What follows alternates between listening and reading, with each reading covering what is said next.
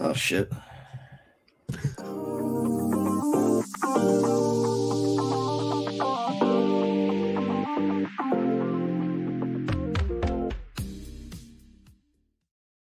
The oh shit was live. That's so great. I forgot to properly prepare. It's hilarious. To include, although of course I've not been successful yet in totally changing our intro thing for sponsors, which I made a feeble attempt to get done today, but it was a little bit too late in the game.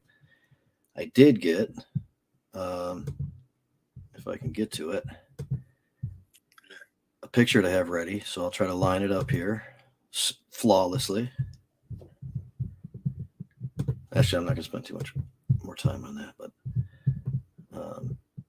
let's get the I'll bring it out in a minute, so I'll just screw around with it too much. But let's at least get the existing sponsors, and then we're tightening up the lineup for 2023. I think everybody's on board, but we'll see.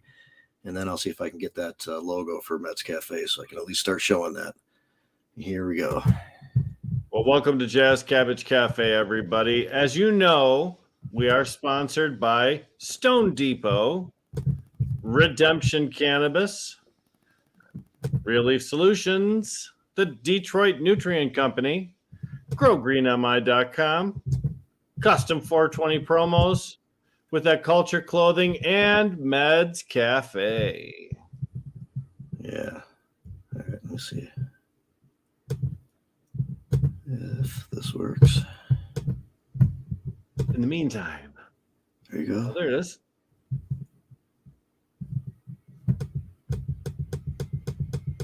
Hey. I'll just Meds picture Cafe in your face. Yeah. Make it Good big. stuff. Like the lotus looking cannabis leaf. Very nice. Oh. All right. There. A little bit more tribute than typical, at least. All right. That's Jamie Lowell. I'm Rick Thompson. Welcome to Jazz Cabbage Cafe, everybody. I consider the end of January the start of the year. So. Wow. Well, changing the calendar just to suit your laziness. No, that's a bad idea. So every once in a while, here we go. Red Setter. Anything you're interested in from Bros Grow Show? Great show, plus his own show, Polarity Science and Harm Reduction and stuff like that. A lot of good stuff. Appreciate him watching us. If there's anything you want to talk about, kind of every once in a while, either by circumstances or on purpose, we come to the table without a whole lot prepared to talk about and can kind of let the discussion do what it may. We'll probably be joined by some other people throughout the show. If people here listening, we got Spartan Grown too, of course, also Bros Grow Show, and a couple really knowledgeable people paying attention to what's going on. If you guys want to get in on something in particular, by all means, let us know. I guess we should mention. I buy cannabis in a bag sometimes. Yes, Caregiver Super Boof. Smells so good. Well, that's something to mention, but not to like make too big of a deal about it. But Celeb Stoner, I guess, threw us up on the top list of cannabis podcasts because Let me say it right. For the third year in a row, Jazz Cabbage Cafe was selected as one of Celeb Stoner's top 60 cannabis podcasts in North America. I say North America because there are a couple of Canadian entries on there as well too. But we're up there with names like Montel Williams and Danny Danko's show. Danny Danko's show, which is Grow Bud Yourself. There's just a ton of stuff. Other Michigan podcasts included the Smoke and Rope podcast and Benzinga, which is recorded right in downtown Detroit too. So we have a very good company. We've got great shows in Michigan, and we're on this list, but we're representative of a lot of great shows around here. So it basically seems to me like it's mostly talk shows. I only saw a few that were geared towards cultivation, so I know that there's a whole nother level. Well, so Danny Danko's called Grow Your Own, but he has other subjects on there and other guests and stuff like that too. Even so he's talked a lot about the New York laws. He's had a lot of political conversations on there too. So, but yep, it's a great list to be on. I'm glad to, but not being on that list doesn't mean anything. So, I just wanted to mention it because it's real. And then right behind you was that the Communicators Award we got with the John Sinclair. It is the Communicator Award right here. Yes, our podcast received the Communicator Award in 2021, and we possibly could receive another one too if I take a clip and enter us. Again, we consistently produce award-winning content, and I think this year too, we are planning on doing some more like concerted effort to discuss really important historical things. We did the Leonard Peltier thing, and we did Rainbow Farm, and have had some pretty more in-depth kind of look into some things that are just really important. I think some more of that. I think a lot of people like that, and we're planning on being in a few different locations too. Doing some remote broadcasts. Don't forget too. This is episode 2 of season 7 of Jazz Cabbage Cafe. And if you'd like to check out some of the older episodes of Jazz Cabbage, you can find those on our YouTube channel, which is, titled Jazz Cabbage Cafe because we're badass and no one else can take it. So Planet Green Tree, some other some of your old shows, this show, you can go back far enough to have these conversations about the effect of a court ruling or change in law or many different things, and to go back and listen to some of that stuff and now go 5 years later and know what we know. Be interesting to hear what we were thinking. It's the most accurate chronicle of how events were transpiring from the beginning of the medical marijuana era all the way through. The medical marijuana radio show I started, or Steve Green started, and I joined in. That was in 11, and I think in 11 we were already starting Green Trees, right, Jamie? Was it 11 or 12, something like that? Where they were doing it like Chad and Michael were doing informal versions of it in Michael's basement. Well, remember they originally were broadcasting from Detroit. In his basement, then Detroit. Like there's an early basement. Yep, that's true. And then the Detroit, yeah. But if you look at that as a continuation, and PGT and Compassion Chronicles and all of the different other shows that we've had in between, you really get a view of how things evolved, because we were speaking about things on a weekly basis that were timely, newsworthy, and important to the community.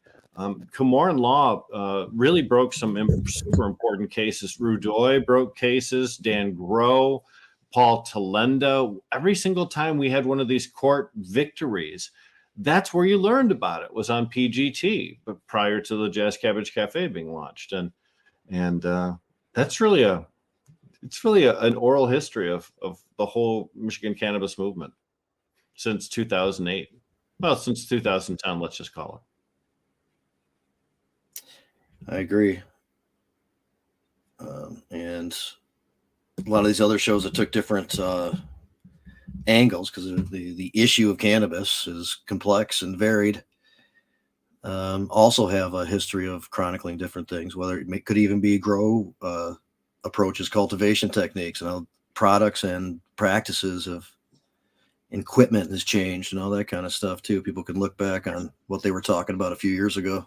Back in 2008, Big Daddy was engineering a flood and drain system, and we thought hydro buckets were the best thing ever. No one used any fluorescence. No one used LEDs. We were all about of control buckets and flood and drain, big 55-gallon drums. That's what everybody was using. And then we started to see, T5s come in, and some fluorescents were used as supplemental lighting. Different tables were constructed, and flood and drain tables.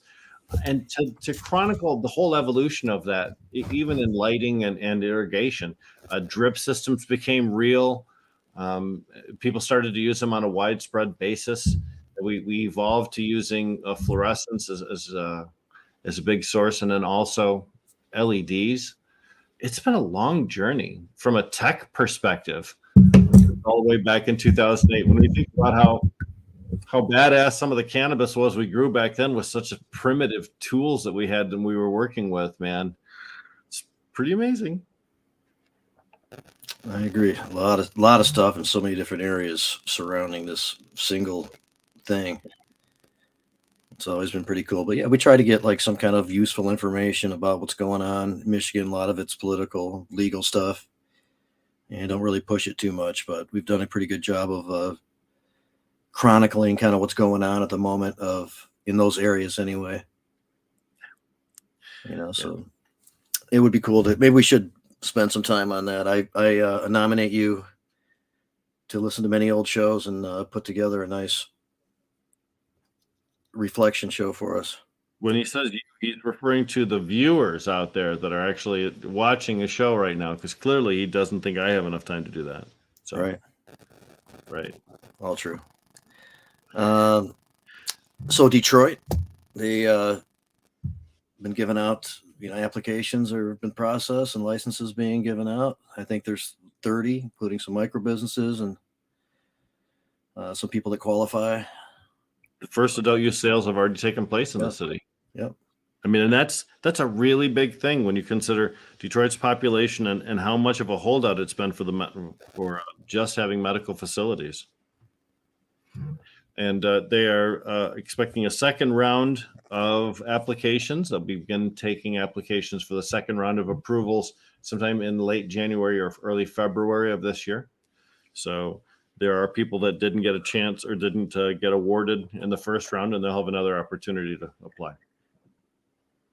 I'm not without criticism of that process still. Given the long view, definitely going back to being involved in some of those discussions many years ago, and just how stagnant things were for so long. But I do rescind some of my criticism of the just not conceding some things.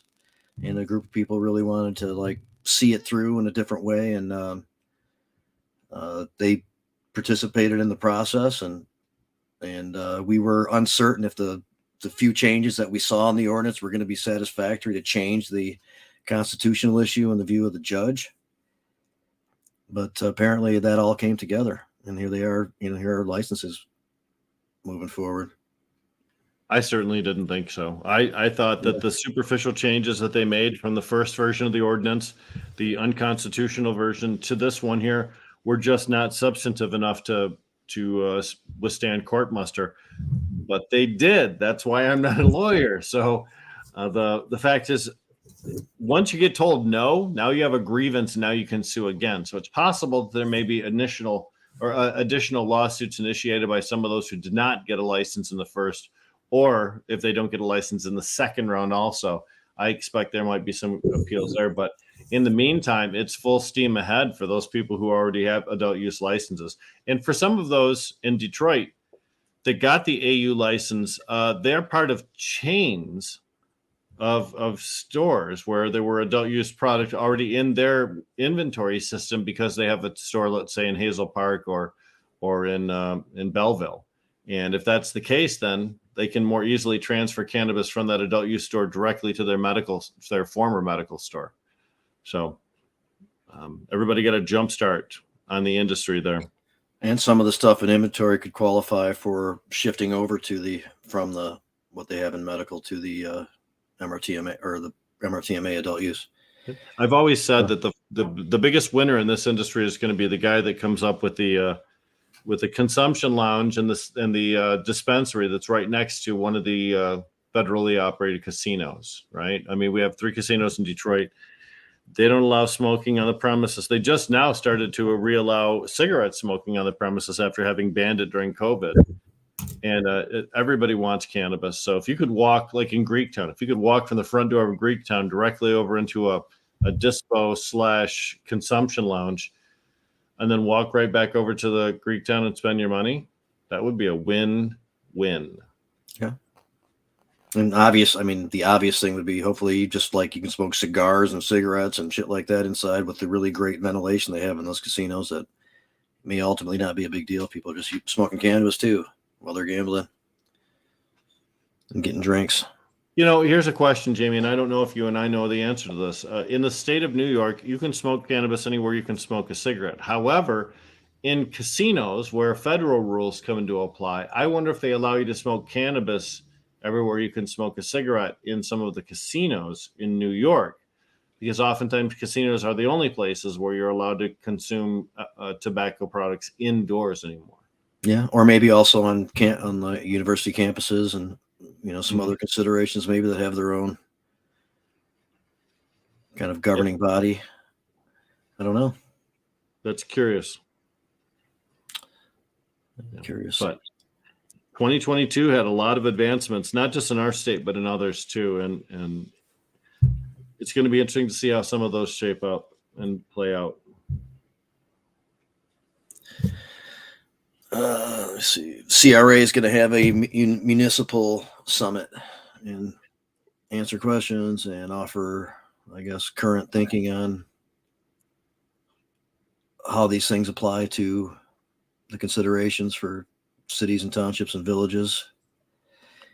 And I'm interested in what they're going to say. I hear that they're doing it. I'd like to hear what they're going to say. Years ago, there was kind of a similar-ish scenario. After the MMA, there were different ideas about the interpretation and what it meant and what kind of opportunities it presented, and kind of continue almost to have these conversations now. But they held one of these things where you had to be part of, officially part of a municipality, or the local official of some capacity or some definition, to be able to get in there and listen about what was going on with the law and how to deal with it. And in the case many years ago, it was around being obstructionists, and it parlayed itself thereafter into this tour of Bill Schuette and it was Clear the Smoke or whatever it was called, and they let everybody know how to screw around with this law and get it earlier. Yeah.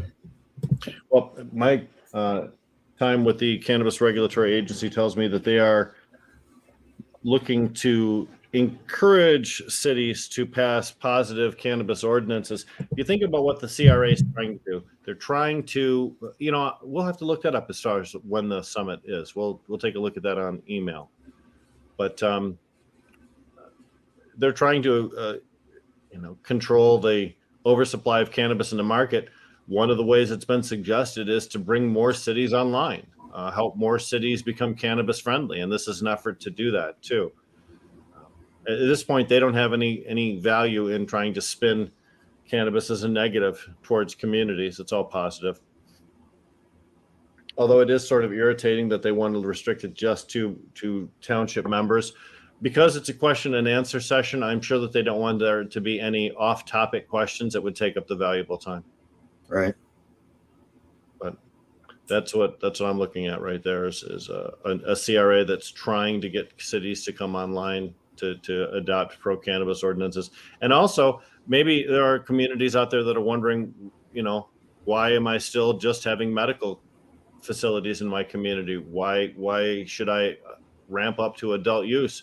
Or perhaps the CRA can maybe knock down some of the concerns those communities have about going to the next level. But one thing's for certain, medical only facilities are really not profitable in Michigan in 2023. No. The summit will be January 30th from 10 a.m. to 12 p.m. 2023. Officials, because this is reserved for those who are working in the localities in that capacity, can RSVP, and there's a link for it. You can find that on the site. Right. But at this point, I'm excited that we're actually trying to get some action from the state government to local municipalities, trying to get them to adopt cannabis ordinances. The way that cannabis distribution is spread out across Michigan is so scattershot that there are a lot of people who deserve to have easy, close access that do not. There are big swaths of the state where there's nothing, where you have to drive an hour or two to get to a reasonable retail center or a couple of retail centers. So you don't have to describe what you just took off of your tongue, by the way. It was yeah. I'm not going to tell you what it was or how curly it was. Nice. You like that add on? All right, but well, Red Setter says that there should have been a public vote in his township. That's possible. I mean, you can, no matter if it's a township, village not incorporated under the Home Rules Act, or a city that is, you can choose to use the provision that's in the MRTMA that allows to petition to opt in, and then to how many licenses and which ones. So I mean, that's there may have been things like that considered already, and this might be a longer, more involved process, and I'm aware of it all. But that is an option, if applicable, and right, and that's why it's in there, so that there can't be just a small group of local decision makers that always obstruct it. And of course, one of the real problems was that after the 2018 vote said yes to adult use cannabis, there was a big push to force communities, municipalities to do what's called opting out, pass an ordinance saying that they forbid any cannabis businesses from opening. This was based on the false pretense spread by Smart Approaches to Marijuana and their agents here in the state of Michigan. The false pretense that if they did not opt out, that automatically after a certain date, cannabis businesses could spring into existence in their community without their authority. However, right in the 2018 ballot proposal, it clearly states that the city clerk has to certify to the state that the business is able to operate there before they'll be issued a license. So there's no danger of any communities actually having businesses sprout up like weeds in the cracks of the sidewalk. But yet the fear mongering was so prevalent, they were able to convince hundreds and hundreds of communities to pass opt-out ordinances. And now it's difficult to retrace or to correct those opt-out ordinances. And that's really inhibiting the entire cannabis industry and caregivers as well, too, because the hate's not just reserved for the regulated marketplace. It's also hatred towards patients, caregivers, and the medical market, too. Yeah. And so here's some of those variables, or, those unknowns. When I make a statement about, yeah, you can do that, sometimes you learn a little bit more about it, and it's a situation there that makes petitioning difficult. Yep. So it could be a small township and you only need so many signatures, but you actually need those signatures. So if you have a hard time getting to a group of people to ask for them, it can't happen. So those are rougher circumstances to try to work with, and you can try different things, but that doesn't mean it's going to be easy or even possible. We've camped outside of post offices, Secretary of State offices, grocery stores when you have permission to be on private property. There are a lot of different ways you can hold an event at a restaurant to try to just get a bunch of people to come there and sign it, and then train people on how to go get more signatures and things like that. But it's still tough when you have an itinerant community. But still, the CRA's program seems like a positive step. Yeah, depending on content of information. I'm sure it's not super ridiculous like a shooty scenario, but still concerned about their interpretations of things. We haven't always agreed on stuff. Last year they did a study with an electric company, the DTE, I believe, and they put out a flyer which I got from them at one of the big cannabis conferences in Detroit, and it talked all about the dangers of home cultivation of cannabis and how horrible it was to put your system through all the stresses and burned out wires and unsafe work and all the rest of that stuff. And that was all just fear mongering, but it was all sponsored by the electric company, just the CRA's stamp on it. Still made me mad, because I don't believe that the CRA should be in the business of discouraging people from cultivating at their home, since they are in charge of two separate acts which permit home cultivation of cannabis. So why would you try and obstruct people from doing that? And local codes already exist that would account for the type of upgrades that you need to be safe or to match up with whatever those standards are set forth by your city. The state is quick to point out things that are not their responsibility, so they don't have to deal with it. Oh, that's a local thing. Oh, that's a local ordinance issue. That's not a statewide issue. Well, so is safety of the home and correct wiring and correct use of contractors and getting permits and everything as necessary. So why would you make a big stink about it on a statewide level if it's one of those things you can't control? But it's we're slowly training society to accept who we are and what we do. And I just think the cannabis regulatory agencies should be a little more forward thinking in their moves. I've been pushing them for a long time to actually be in the legislature advocating for patients' rights issues and advocating against bills that would propose to change caregiver rules or to change patient access. I can appreciate combining the medical and the adult use licensing programs together. That makes sense to me from a business and from a functionality standpoint.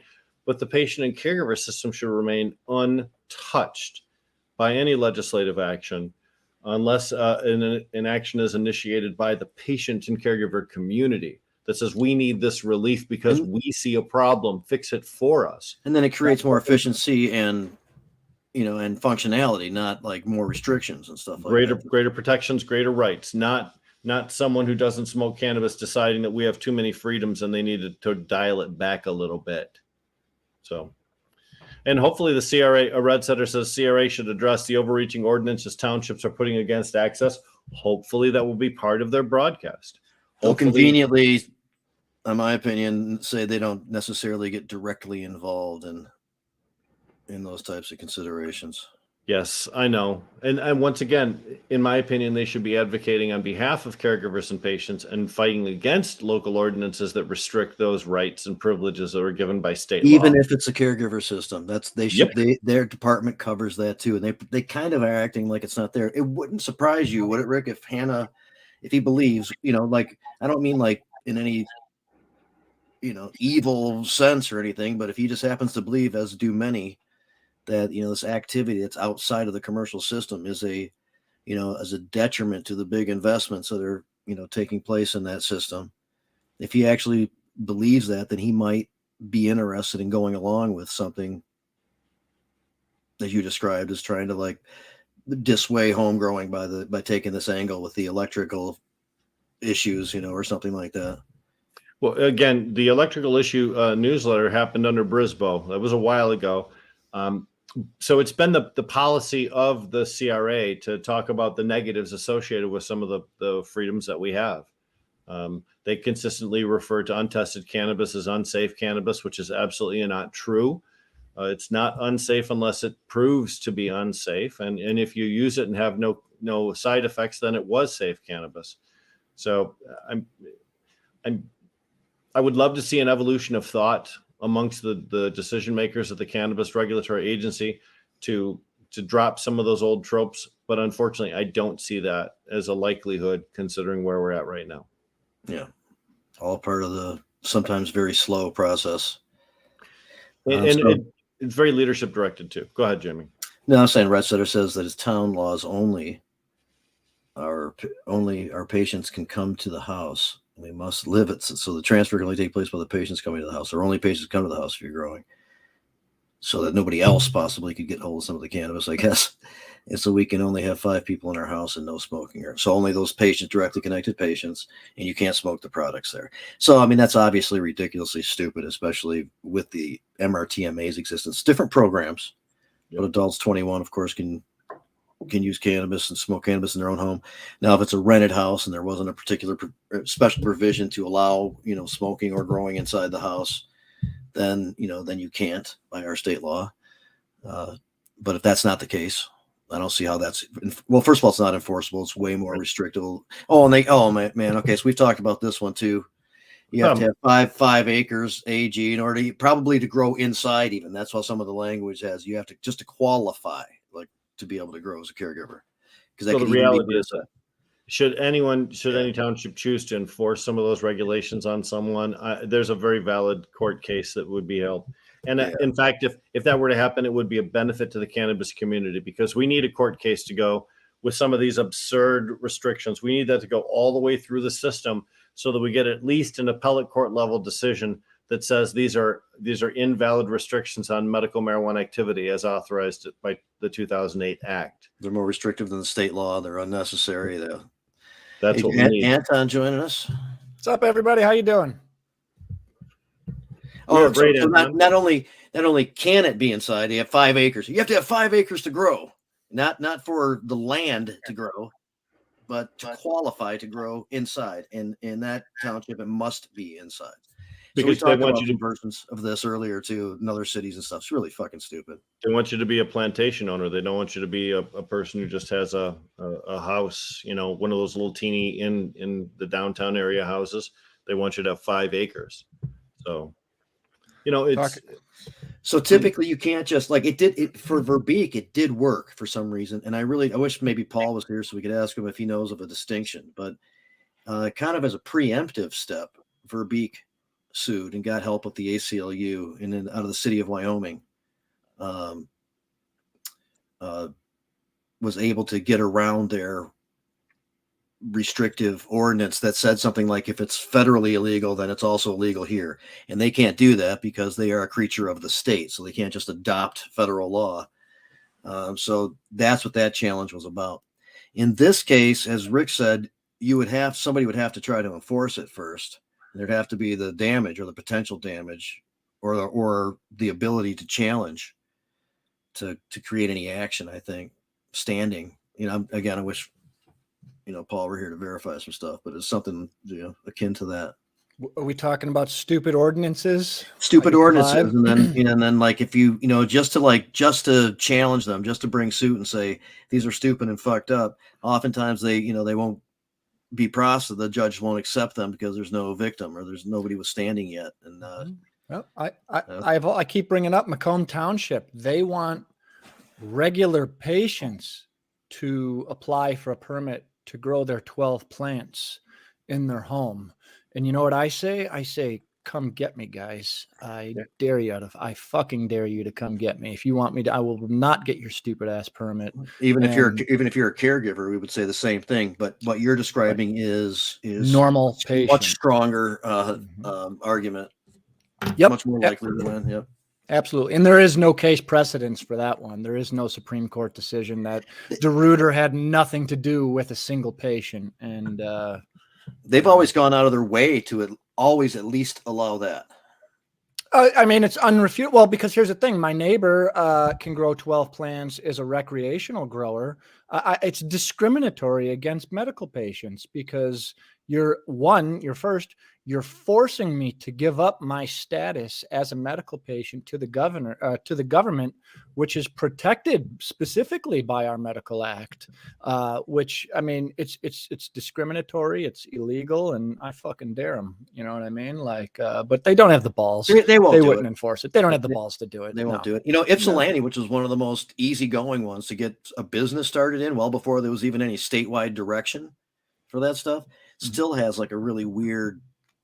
I'm not sure about, I shouldn't say still, I don't really, they've made lots of changes over the last few years, had a really fucked up home growing part of their ordinance, but they admittedly said they never intended to enforce anything. They just believe it, somehow covered their ass or whatever. And so it was really kind of silly, but Stacy Legal Nifty is asking about if there's PTSD stuff, if this first of all, if does this have to do with the veteran studies, do we believe? And then if not, are they just trying to at large, look, these universities, they're trying to recruit veterans for a study. They haven't even begun the process.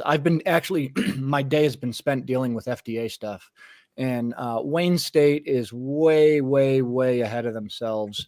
And so is U of M. They're recruiting veterans for a study that is probably 2 years away from even being, if remotely possibly, approved by the FDA, because that's cruel to give people the hope that they have that and then put it so far away. I mean, and well, not only that, but I mean, it's improper. How could you're advertising something? I can tell you right now that the FDA is they're denying simple things that should be approved. But yet they've gone out of their way to change law and expand on their ability to offer more cannabis and approve more. Yeah, I mean, studies. The new law, and here's the thing: is how government is. When they pass a law, how long does it take for them to catch up? I mean, these folks I should sound surprised, but they said they were going to do that. But the reality is, what Wayne State is attempting to do. And they know how I feel about this, putting millions of dollars into building a facility, and we're not building the Wayne State veteran, building of whatever. We're conducting PTSD research. So, and to be honest with you, the fact that I had to spend my entire summer trying to get them to comply with the law. And they're just now refurbishing things to where it may become, within the law or is within the law, to then pitch that to the FDA. They haven't even begun the race. The race has not even started yet, because once FDA gets their stuff, it's going to be denied, and it's going to be denied for a long time. I mean, the minutia that they're focusing on is silly. So to be even to put, U of M has put things out to veterans that they're looking for veterans to participate and whatnot. And the reality is, that's not happening anytime soon. MAPS has been at it for a year and a half, and they just again got put on clinical hold by the FDA for things that I'm going to be helping them with. So, what's the deal? What's the holdup?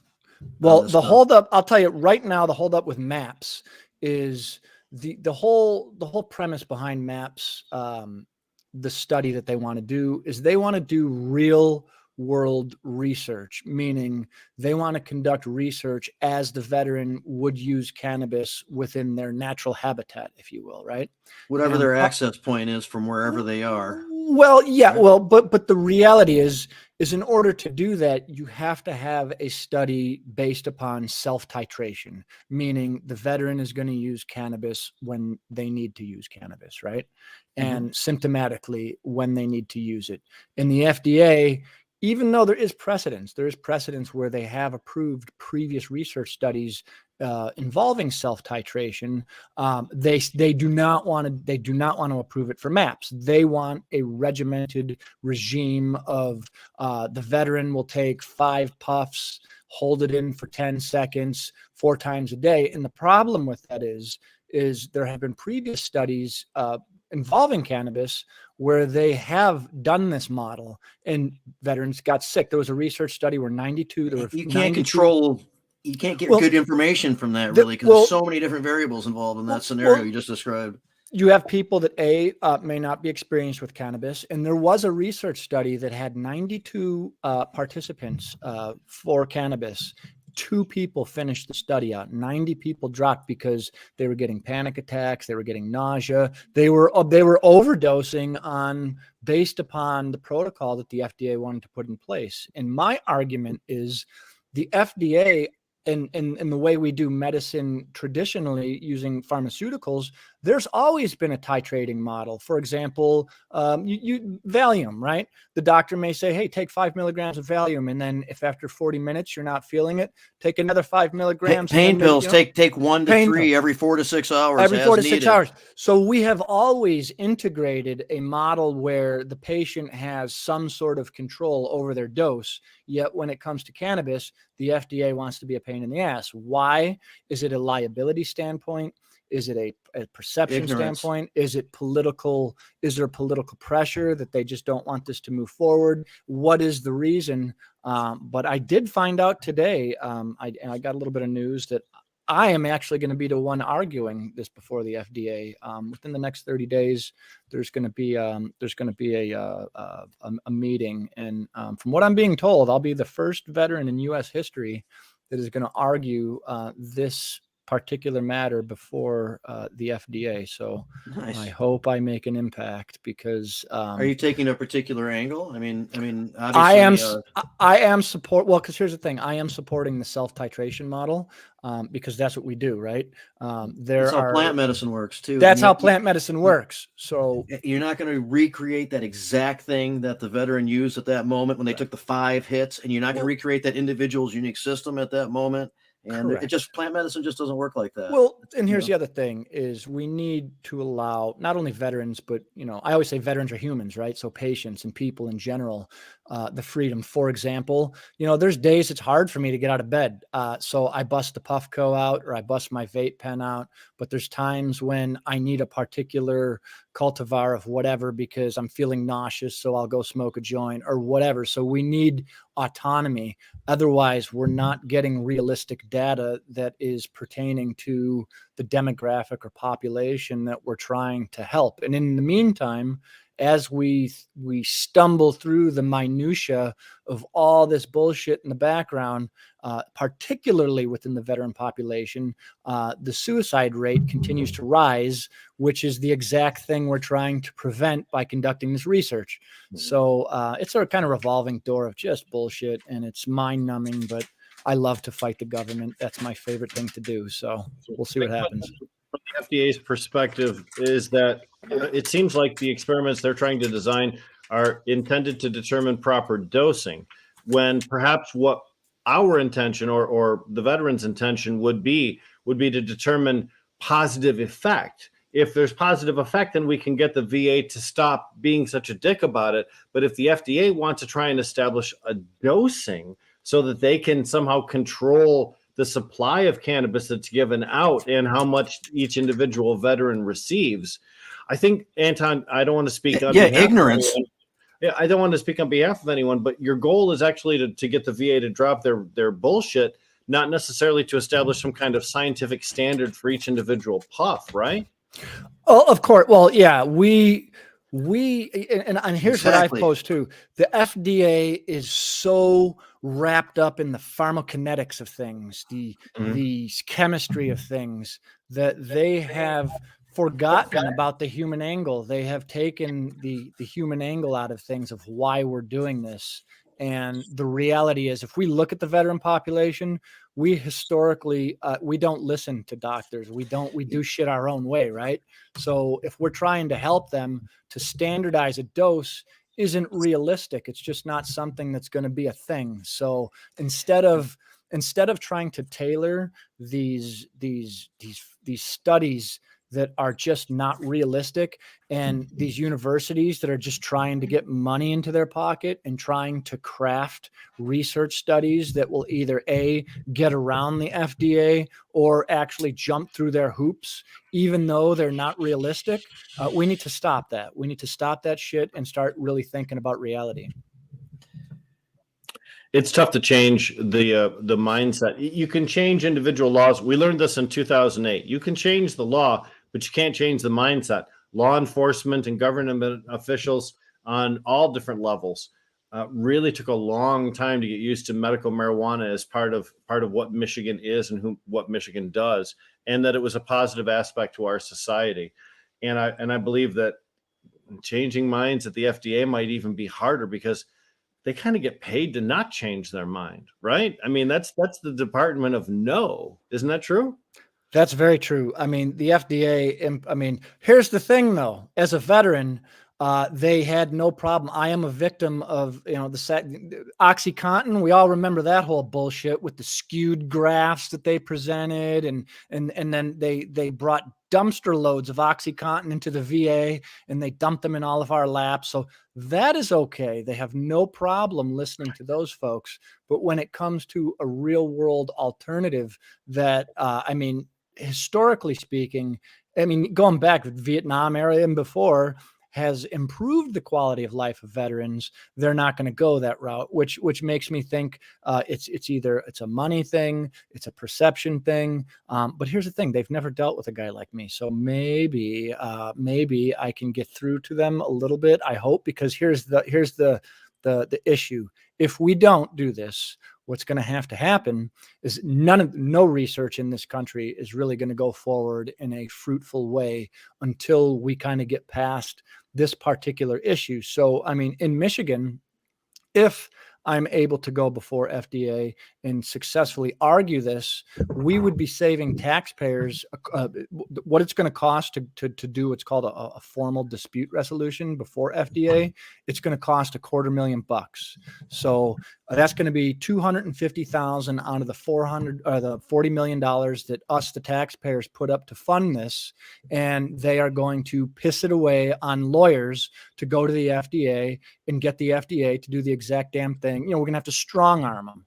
So if we can just go informally and go the informal route and make them see the light, not only A, are we helping veterans, but B, we're saving the taxpayers well-earned, money that we as a state voted on for a ballot initiative. We all must be good stewards of this money. And it's unprecedented. The $40 million, it's never been heard of. So really, this is the genesis. This is the point in time where the future is going to be determined in how this works. And in order to do that, FDA is going to have to listen to me, the patient, the guy who's using it. And they haven't historically done that.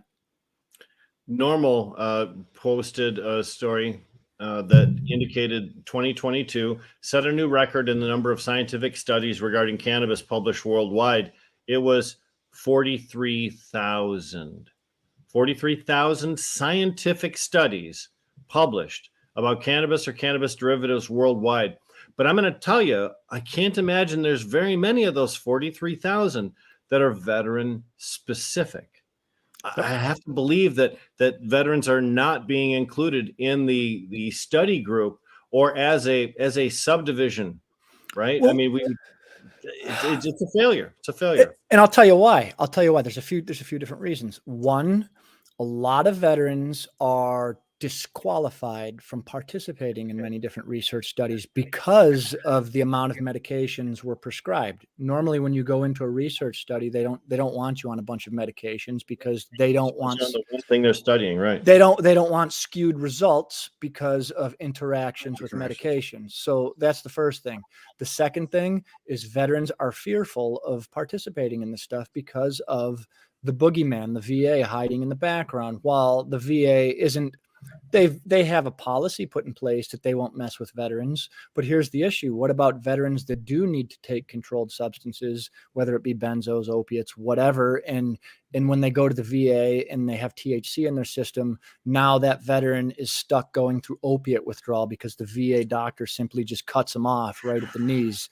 So there's a fear of that. There's a fear of financial loss. There's a lot of stuff that people don't realize. There have been some legitimate studies that have been repeated that demonstrate, people such as you were describing, relying on prescription, pain medications when using cannabis can oftentimes, if not eliminate it, definitely use less than what they were taking, which means you're taking them both at the same time, And I had a conversation with one of the leading researchers in this country today, world famous researcher, and he was describing a study to me involving pain pumps, people who need opiate therapy, and what the research found was that when the patient was given the autonomy to simply dose themselves when they had pain, that they actually used less pain medication than when the doctor said, take this every 4 to 6 hours.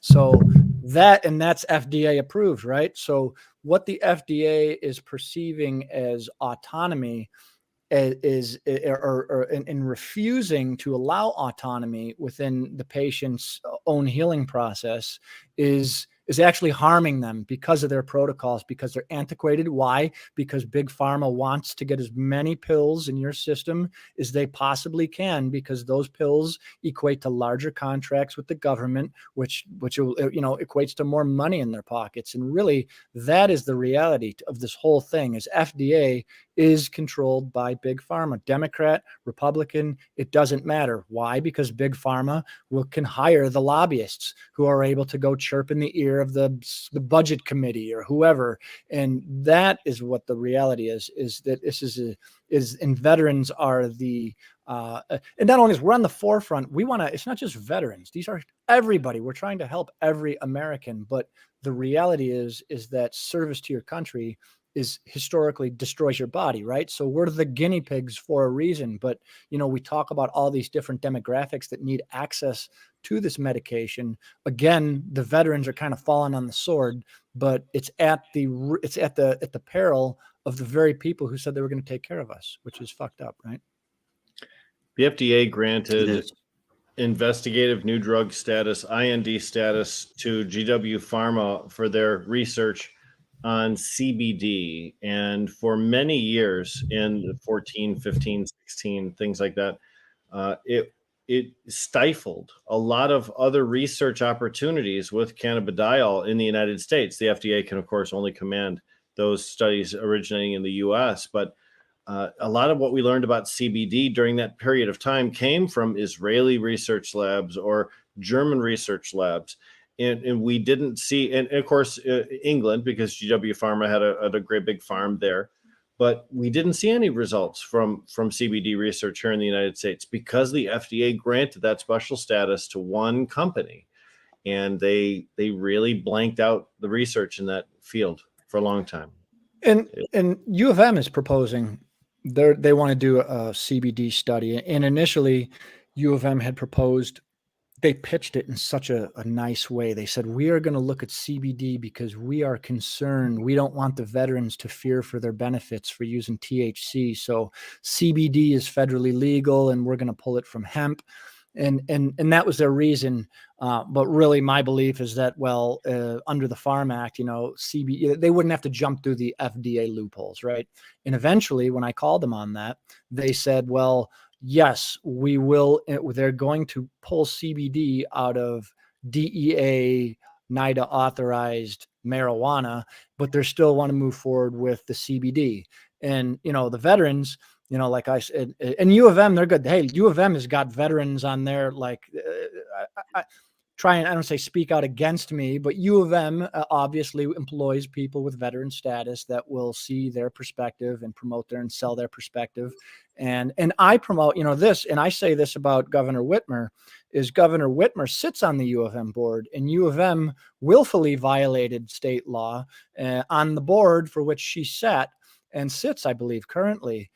So yet that was authorized, and it took, me and a team of others to call them on that and to have to basically, I don't want to say strong arm, but to stomp my feet to get them into compliance with the law.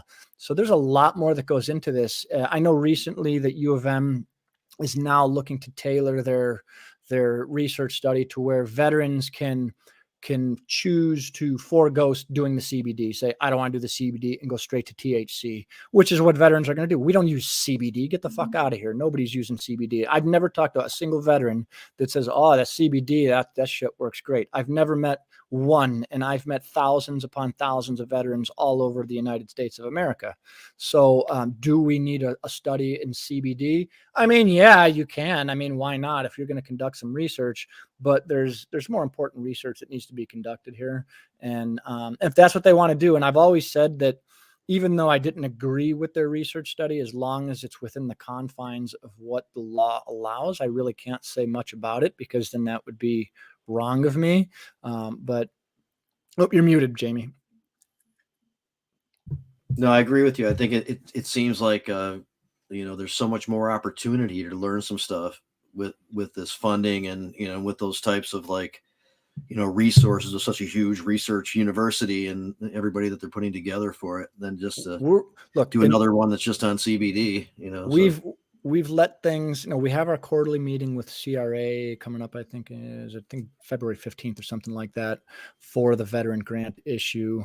And I'll tell you what, we are going through every single penny. We have a forensic accountant that's going through things, because the money that they propose to piss away on certain things it's not good. And while they will, the universities will gobbledygook the shit out of it, and they always have an answer. And that to me is what makes it even more frustrating, because what they say sounds good, yet it's not right.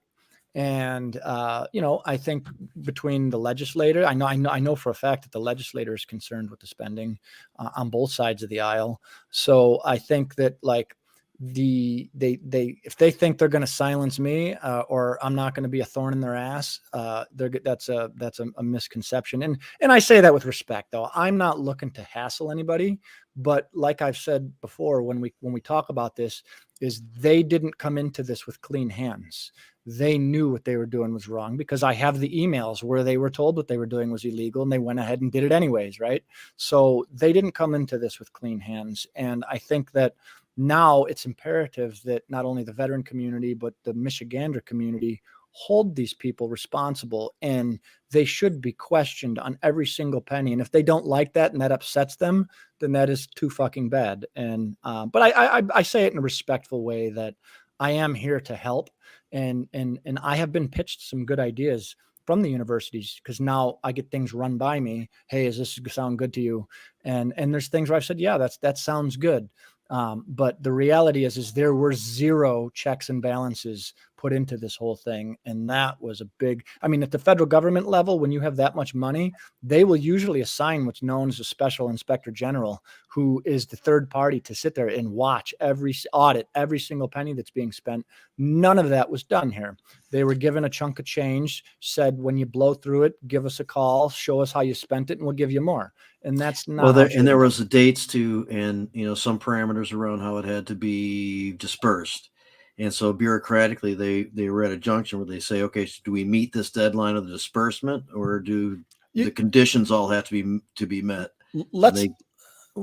Well, that's true. And two, let's not forget that I don't think people realize that. I don't agree with what they chose to do by any means. I'm just saying that's what they described as part of that. Correct. Consideration, and I will say this, though. Let us realize that there was a board of 3 people who were on that board and the house has been cleaned. Zanetta from the Department of Veteran Affairs, shit canned. Brisboe, shit canned. I don't know about the Department of Health and Human Services person. I thought that they were gone too, but they may still be around. And in fairness too, that some of the CRA members do admit that they screwed up on that and that they had to change it and stuff like that. So it's not like they don't acknowledge it or anything.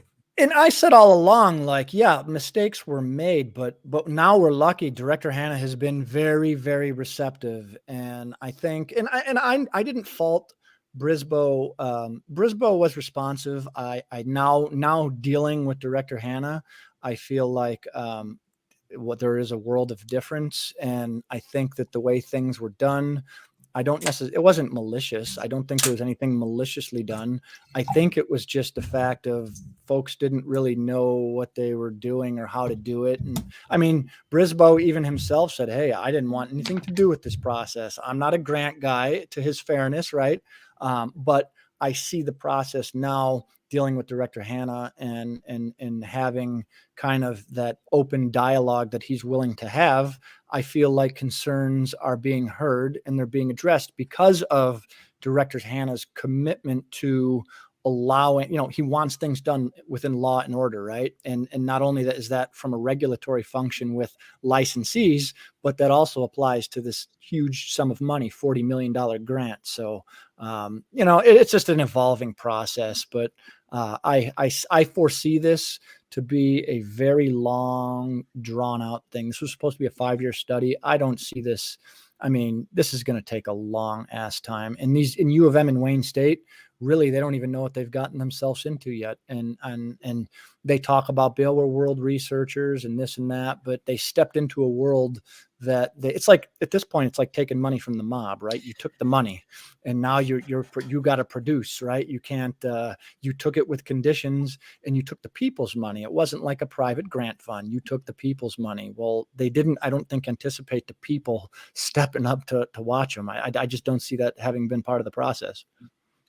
When we backtrack to figure out exactly why there was such lax oversight or why there were such few rules put on this, let's go back to the 2018 ballot initiative.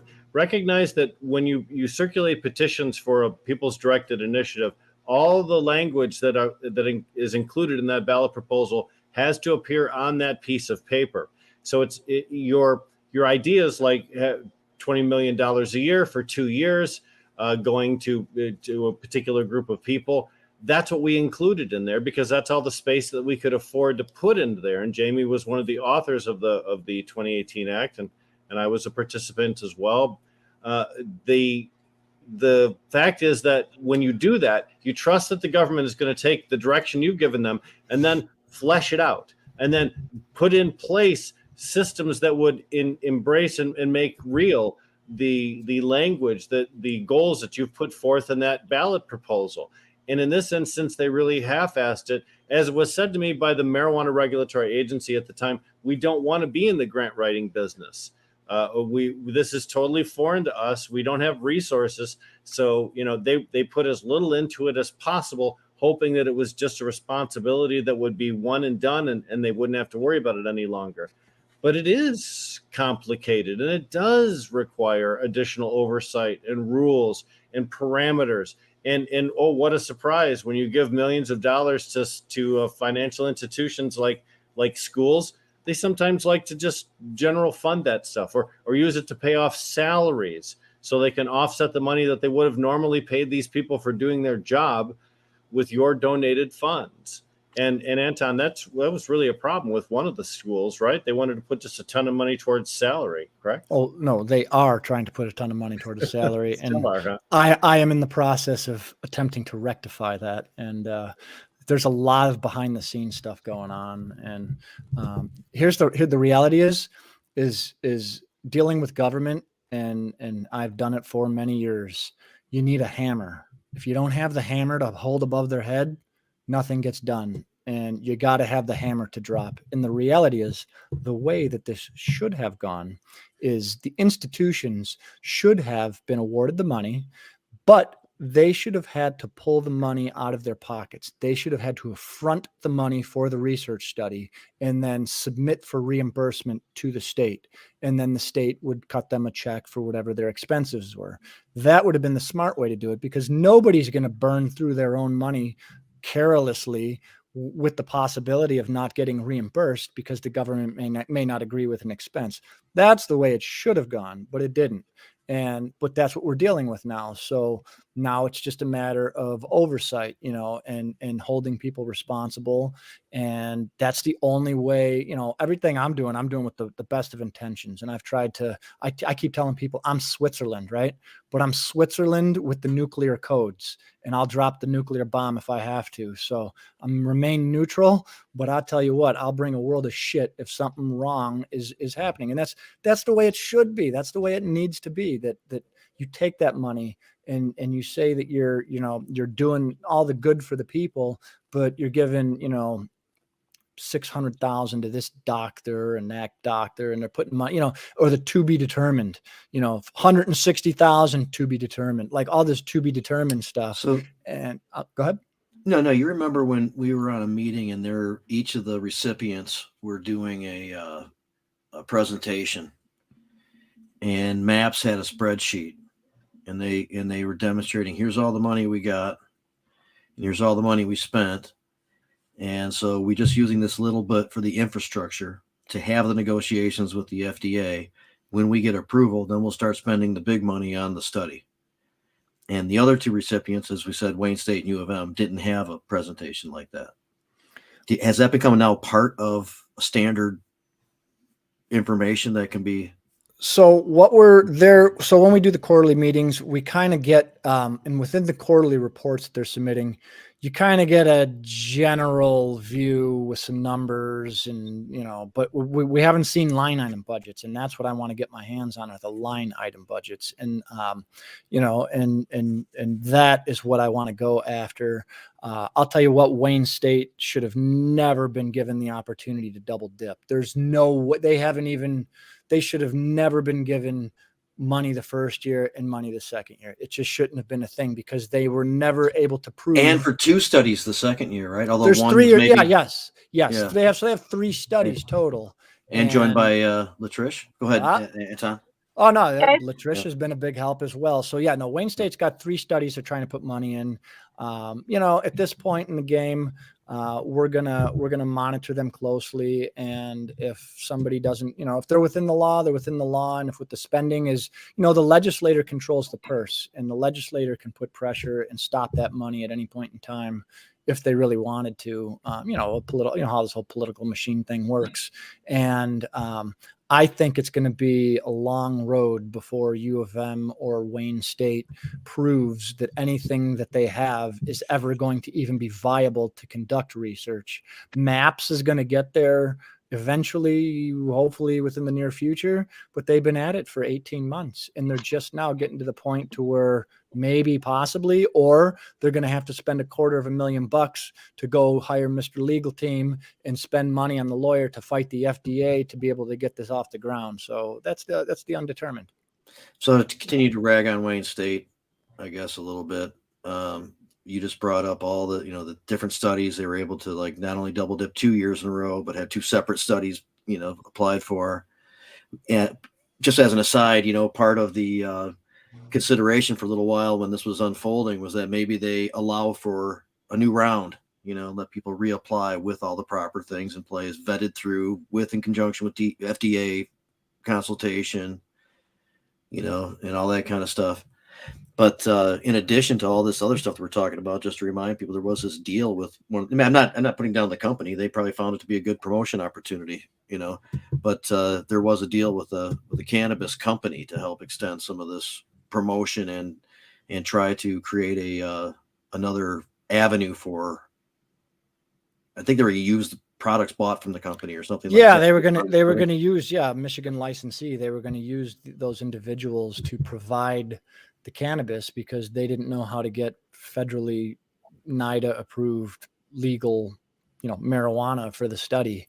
And but that has been nixed. That has been put to bed. So I'm happy about that. So I mean, point being, they went way forward, and not that they're a bad school. I mean, no, nothing against the school, nothing against the company. I don't speak ill of anybody. Everybody has intentions. I think everybody does want to help veterans, but the way that it was gone about was just not proper. And now that we know that, I think everybody recognized, wow, there was some things that they needed to tailor. And again, I don't think any of it was malicious. I think it was just, this hasn't been done before. And unless we have that third party oversight, it just would have gone by the way, not because they were trying to, steal the money or anything. It's just because it hasn't been done and people don't really know what it is they're doing. So they're trying to blaze a trail that we just need to keep an eye on. Yeah. It sounds like there's an update in the future. There'll be updates. See what's going on. Yeah. Absolutely. And best wishes for you too. Hopefully you'll be able to speak directly to the FDA and you will achieve that status as being the first veteran to actually advocate on this particular issue before that body. Thank you, Rick. I'm trying. And through some of these people, maybe it was through MAPS. I know that we've discussed that you were able to connect with Dr. Ethan Russo. Yep. Dr. Ethan. I've been having a conversation with Harvard Medical School too. There's some stuff that they're looking to do. So I've gotten some pretty big guns in the background that are looking to help out. Is Dr. Hart included in that? Yeah, that's nice. Well, of course, man. I mean, that's all good shit, So I mean, if there's other testimony to be given too, those guys have some powerful info. Latricia's been a big help. Hey, what's up, Latricia? Speaking of U of M, they just put out a study I seen the other day where they had specified that their study says that 3 out of 10 people have given up their pain medication for medical marijuana. So that's a pretty cool, positive thing to have in our arsenal. Yeah. Did they give it up or were they cut off from it? Because most of the time people are just cut off and they have no other option. I think other studies parallel the idea that it could be given up to that amount. Use as an alternative treatment, right? Remember one of the originals was about it where medical cannabis options were available. There was a 25% reduction in prescriptions and overdoses. That's awesome. Plus a reduction in automobile accidents due to drunk driving, a decrease in teen auto fatalities in states where cannabis is legalized. The number of benefits from having a statewide legalization program are just so numerous, and they're statistically validated through university studies and by double tests. So, sorry, I want to go back to this one just real quick. So did I. So River saying in his speech class at Wayne State, he used the legalizing cannabis as his topic. I bet it was a popular one. I did a legalize all drugs one, but same idea. Yeah. And he got an A with lick OnStar. So it was probably it also could have been an acid tab too. I was just gonna say, did you lick the star to make sure it wasn't LSD? Because that might have been a real winner star thing. And also and then gratefully Stacy's helping us get back on track a little bit because she has some specific questions and also wants to know what's going on with the Weedsters too. So we got some stuff to talk about that's probably more interesting. What stats are those cut off from pain meds to turn to cannabis? What was that number, please? 30%. 3 out of 10. Yep, 3 out of 10. Let's see here with the Weedsters. There's a lot going on there. We did have a caregiver meeting recently.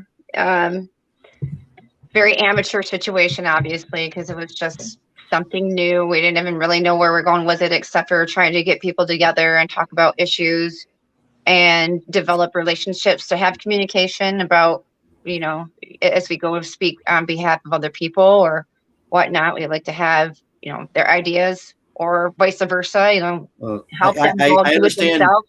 Yeah, it might not have been as smooth as desirable at some point, but I came on late, so not the best judge, but I thought it was really cool. The concept, just kind of like isolating. Here's a list of really important things to look out for.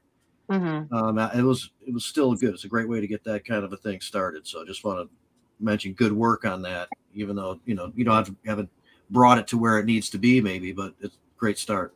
Yeah. It was. It wasn't my idea, but it ended up being. I ended up having to take the show because a couple of people that were involved are not feeling well. So, but I mean, at the end of the day, we did get some communication done. We all have some tasks. We wanted to talk about what information we we're going to put together for Lobby Day. Like I was talking to you earlier, the deregulation bill, a couple other, Jaden's Law is going to be another thing that we're going to add to that document. Looking at the past bills that have gone through and communicating with them. These same things just circle back around, which I'm assuming they will at one point or another. We want to be able to do some comparisons. So other than that, we have been ringing the bell and sending email campaigns out like crazy, asking for help from members.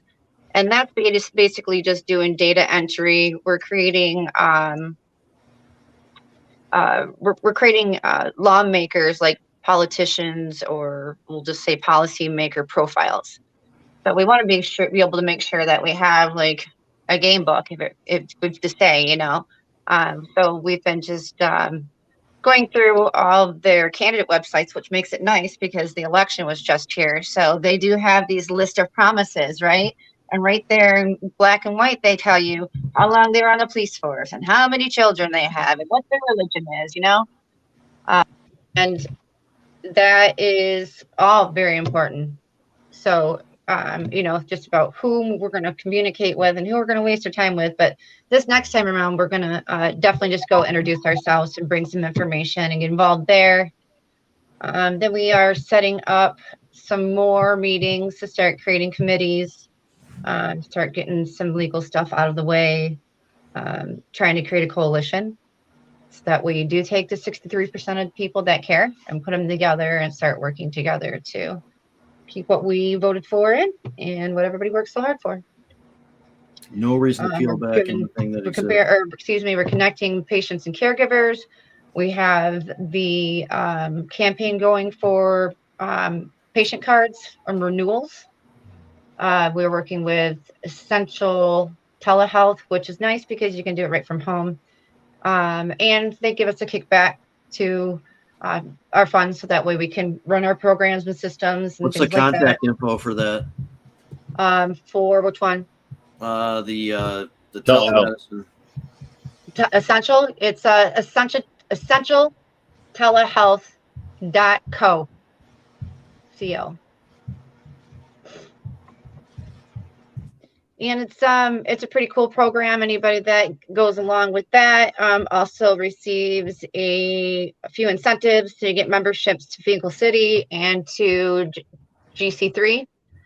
And of course, if there's anybody else that has a club that would be open to doing that as well, the idea is to make sure that we're getting patients to where they need to go and creating access.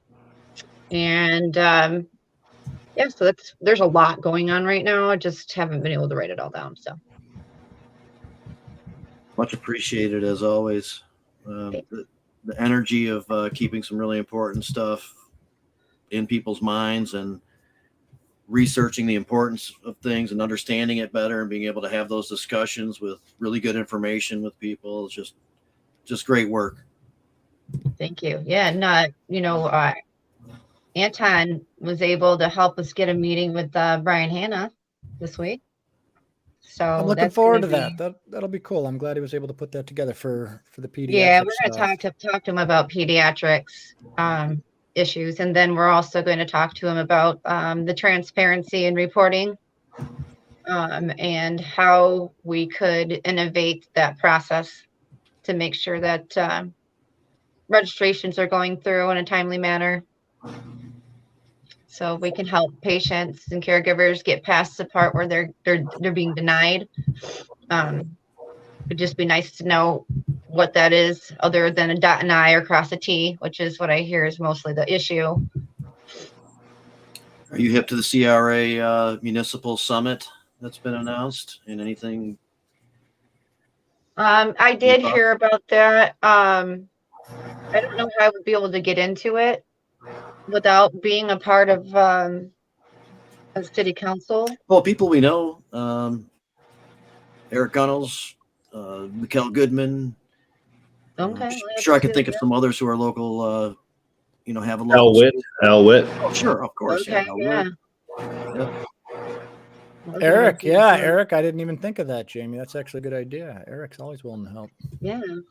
Well, useful for It's something. definitely going to be worth checking out and seeing what. I mean, obviously, it's going to be more based on the retail side, but it's also going to be able to open up the conversation, which always seems to be missed.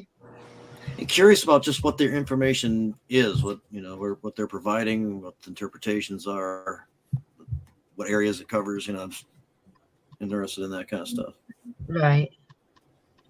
We really have talked earlier in the show about restrictive ordinances that prohibit patient or caregiver activity, and how we believe the CRA is responsible for proactively addressing these things by supporting patient and caregiver rights as they currently exist, and fighting against local ordinances that seek to restrict what the state allows.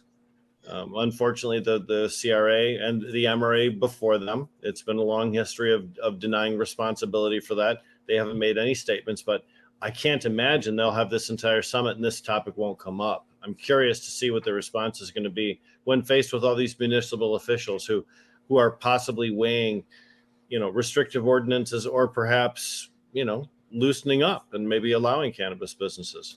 And maybe it would be the perfect time to talk about the fund, like the funding, or the fund. Yeah. The medical marijuana fund, or whatever it's called. I don't remember it off the top of my head, but yeah, I mean, that would be a perfect time to say, hey, this is how you're supposed to utilize these funds, and what information that's supposed to be produced in these areas and whatnot too. And just that alone, I feel like will plant the seed in their minds. So when these type of topics come up, just planting the seed will be something that would be beneficial, I'm sure, in the future, once there's somebody who wants to make more money off of sick people, but it happens. Yeah, you brought up the of coming across some evidence that the funds from the medical marijuana program were just being arbitrarily moved to be used by for MRTMA purposes. Yeah. And you have information that points to that? Mm-hmm. Yeah, it's on the state budget. So we specifically asked the director that, and the entire CRA staff, on our Consumer Connection thing, because you had mentioned that, and they said that they were unaware of any switch of any kind, and that it was probably just the way it looked in the budget, and it didn't necessarily reflect any actual change. Just I'll probably send it the to you way after. the line item seemed. Yeah, I'll totally send it to you after. So I was just kind of fiddling around because I like to pay attention to where our tax dollars are going. It's kind of interesting, and what's happened with them, obviously. If you go to the state budget, it's going to be, is it Ombudsman? Is that right? Ombudsman, yeah. Ombudsman, thank you. That is the budget, and all you have to do is just type in cannabis at the top. It'll take you down to like the 14th line, and you'll see it there. So I had to search it a bunch of times, so I remember how to navigate there. It's a weird ADD thing, but I got there. So it seems like, as now that we have the new legislators seated and Governor Whitmer starting her second term, it sounds that like transparency is a commitment this go around, that they want to make things more transparent. And that's awesome. I hope that they stick to that. And I hope that does become a priority, because really, until we know where the money, always follow the money. Whatever law you make, it really doesn't matter if the people don't trust what you're doing with their tax dollars. So hopefully that does become not only a legislative priority, but just a leadership priority in general. If I have to ask you where the money went and you, A, don't want to show me, or B, you try and make it sound like something that it's not, that's just not right. I mean, if we're being good stewards of the money, just show us where did it go, and give us an explanation and a reason why. And it should not be hard for government to do that. Right. It's pretty interesting I'm to curious go to back read and that. look at the last three and see how many, like how much percentage that the that they removed themselves from federal tax dollars, and like the ebb and flow of that situation, and how close we are to 50%, which is pretty calculating and scary. I remember, so in the federal government, what they do, the new fiscal year starts October 1st for the feds.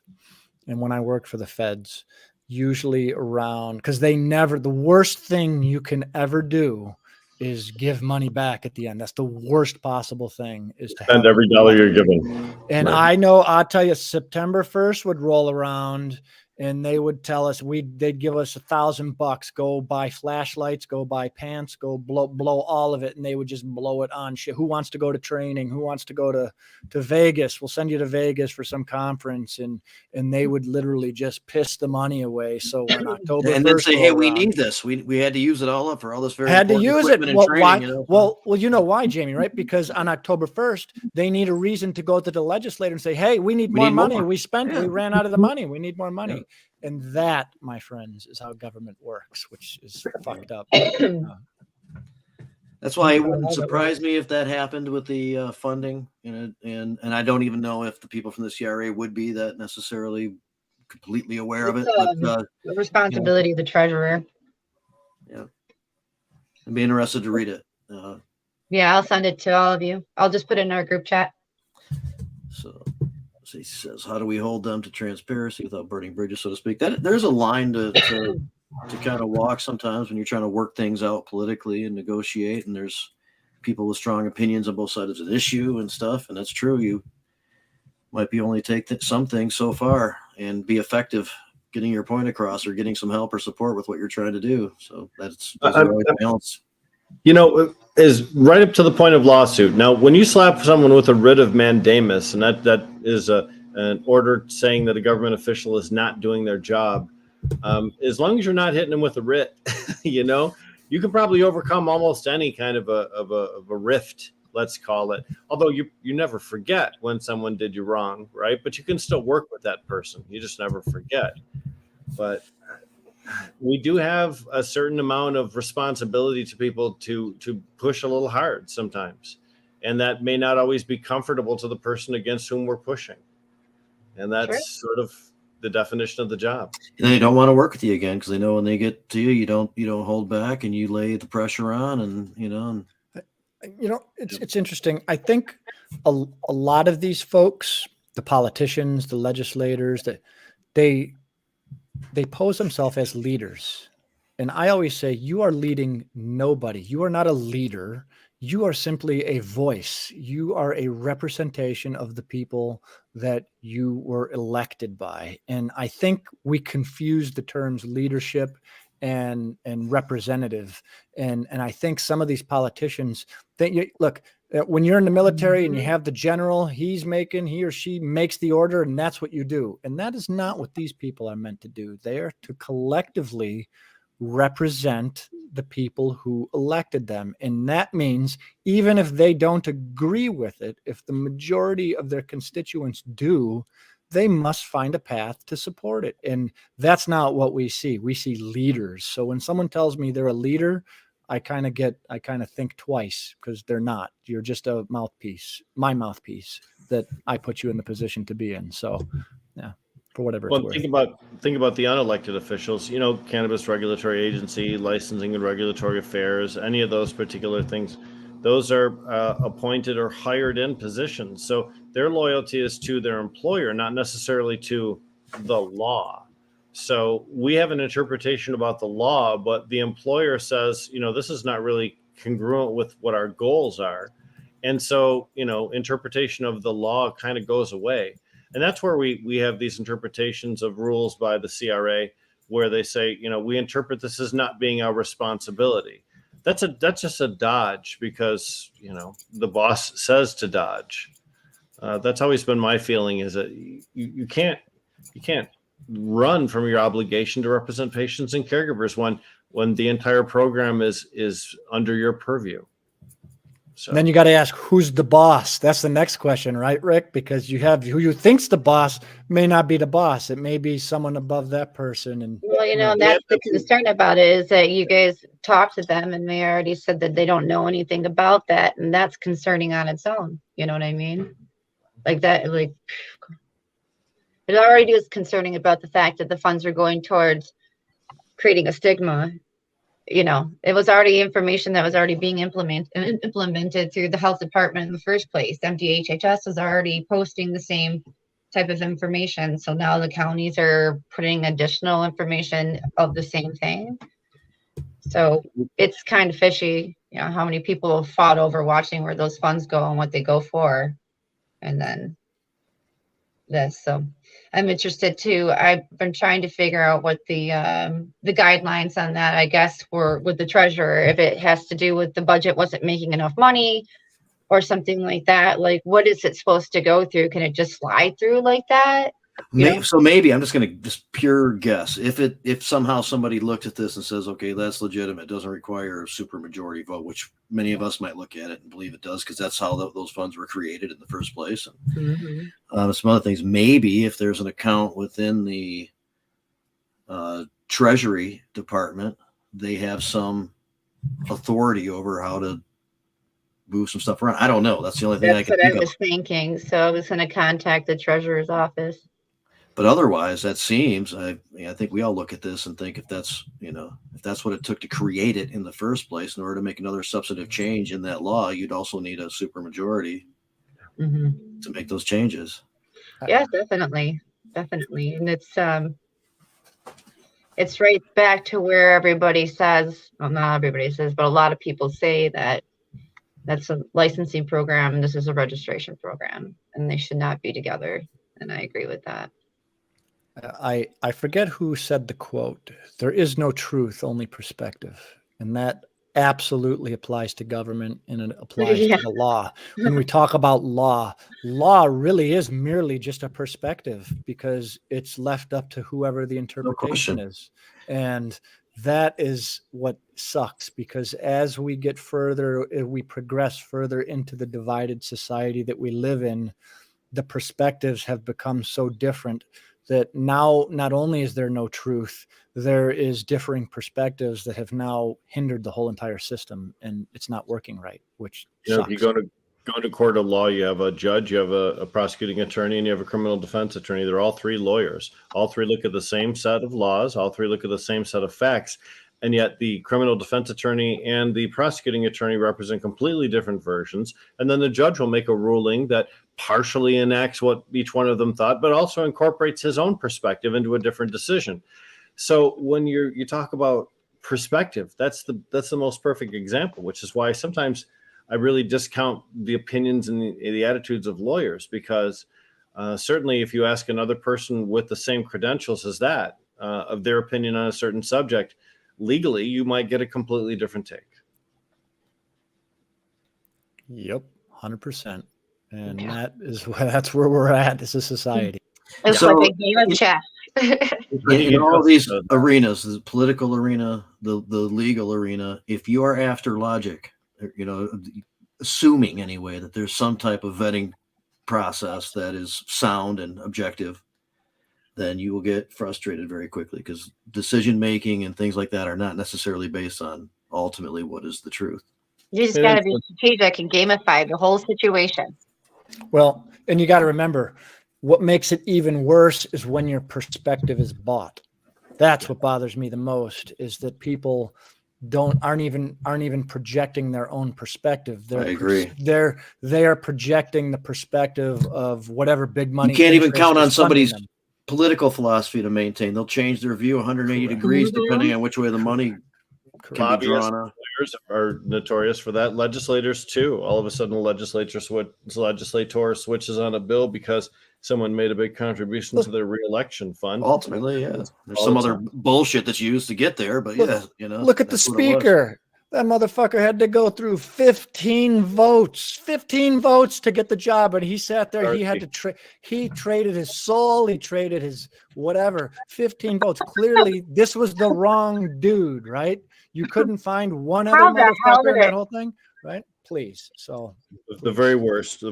And now he was getting the 200 plus votes regularly. So he was the only, I mean, he did have like the bulk of things, and he is down to working out those, those starting with 20 and down and whittling down.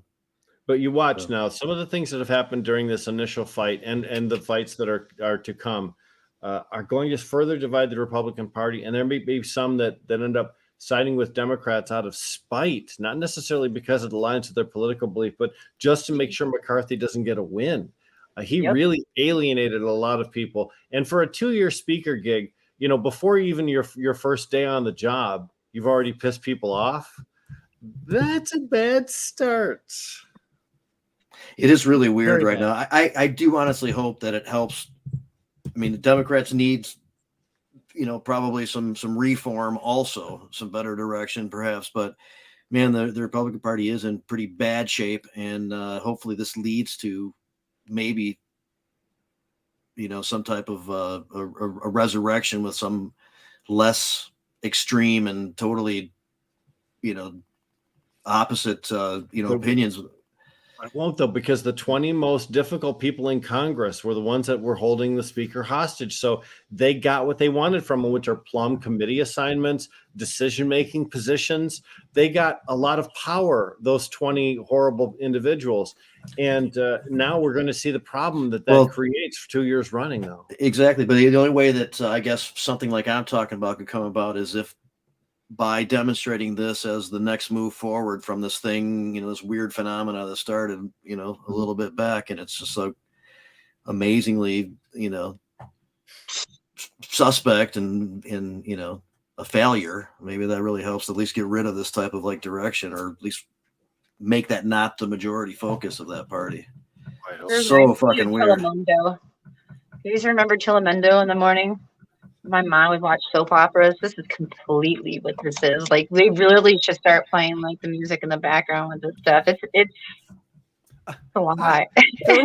They're already submitting stupid shit. I seen some bill today that I love it. They want to abolish. They want to abolish the IRS. Now, look, I used to work for Treasury. I think the IRS should be completely. There's a lot of government agencies I would just hit the delete button on. But come on, the reality is A, that's never going to happen, and B, it's never going to get to the Senate. So if we're not going to do anything, let's just send them home and save the money. Some reforms, yeah, maybe like the idea that you just get rid of it. Come on. Posturing for their base, and that's really now it becomes a drama. It becomes theater instead of a legislature. It is a theater, and as Anton mentioned, the divide between what the Senate, which is democratically aligned, is going to approve versus what the House sends them, which is Republican aligned. This is going to really stymie any progress in government. I was listening to National Public Radio this morning while driving in my car, and Dan Kildee, our House representative from District 8 here, was on, and he said the 2021-2022 Congress was the most productive in modern history when you look at the number of significant bills that were passed, and he had some other metric that he used, and he really cited the unity that had come out and the way that they were able to move things around and do things. But that's all going to stop now with the Senate and the House being at such odds, and even the House itself being in such a shambles. It's been a theater for a long time, is true. It has. However, I think it's more on display now than ever before. We get to see things like C-SPAN gets to have a camera in there so that we get the video of the one House representative being pulled away by his neck by the other House representative so he didn't pummel, Matt Gaetz, which, by the way, I probably would have dropped a couple of bucks to see. Hey, sometimes we don't want to see some groups, some composition of lawmakers being too necessarily productive. And Rick is right. It was theater, But now it's destructive theater. Now we're to the point now to where we're Like actually gangster shit now. Yeah. now we're tearing the foundation down. Now we are actually going to cause irreparable damage to the system. And that is going to take a generation to rebuild, because we got to wait for all these dinosaurs to die off and go away, and younger people to come into the fold and actually get work done. But I mean, until you either get a third political party or some shit gets figured out, I almost wonder if it's a better that just nothing will get done. Nothing is going to get done. And maybe that's what we need. Maybe it'll be a cool down period. Sometimes that's better, history. you know? Yeah. Hey, Well, speaking of younger people, we have a lot of new young folks that are actually representing this next 2 years too. A lot of the new candidates that ran that are filling some seats. There's a few young ones. Jimmy Wilson Pretty Jr. cool. We had him on the Yeah. show. I was Yeah, rooting that's for him for a awesome. while. I'm sorry, I didn't mean to interrupt you. It's okay. Rick, I thought you were going to talk. Did I cut you off, Rick? I'm sorry. He's muted, You're muted, brother. Oh. or he's just moving his lips. You're muted, Rick. I ruined He's actually it. not muted. His mic's not. He's must not be muted. working. You're right. All right, your mic It's just must working. not be working. Yeah, there's some pretty deep stuff there. He just said he's not going to be able to reproduce it. I don't think. Write it on a piece of paper and hold it up. Just kidding.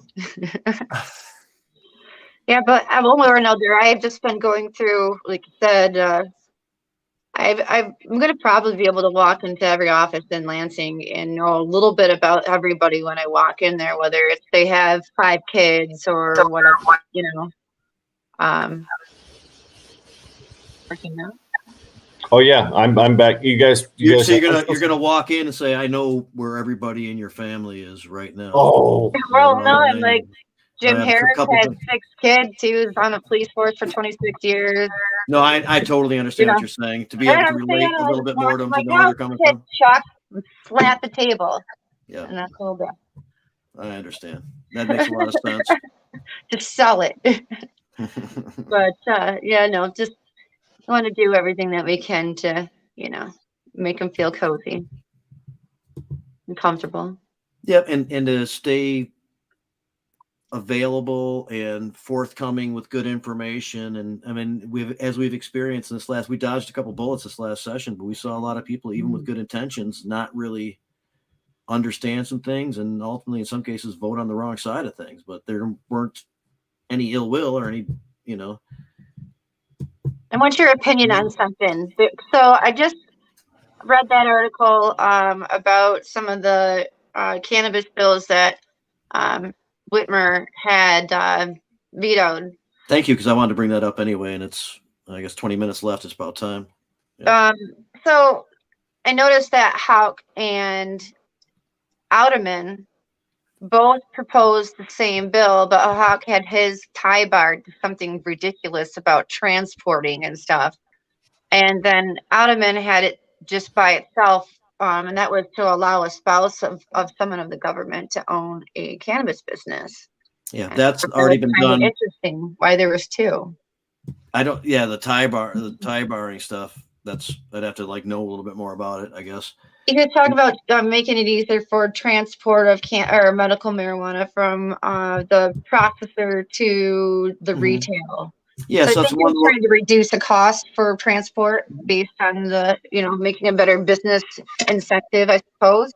Yeah, so I think the whole thing, and as I remember looking at them before, knowing that they were likely at least passing through the legislature, that those 3 didn't pose that much of an issue. To add in the ability to go from processor was updating to there had already been allowances for other things that weren't there yet, from being able to transport from retail store to retail store, stuff like that.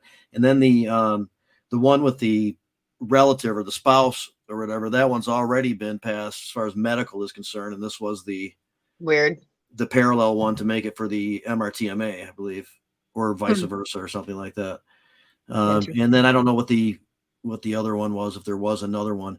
But even though I don't think these things were that big of a deal, right?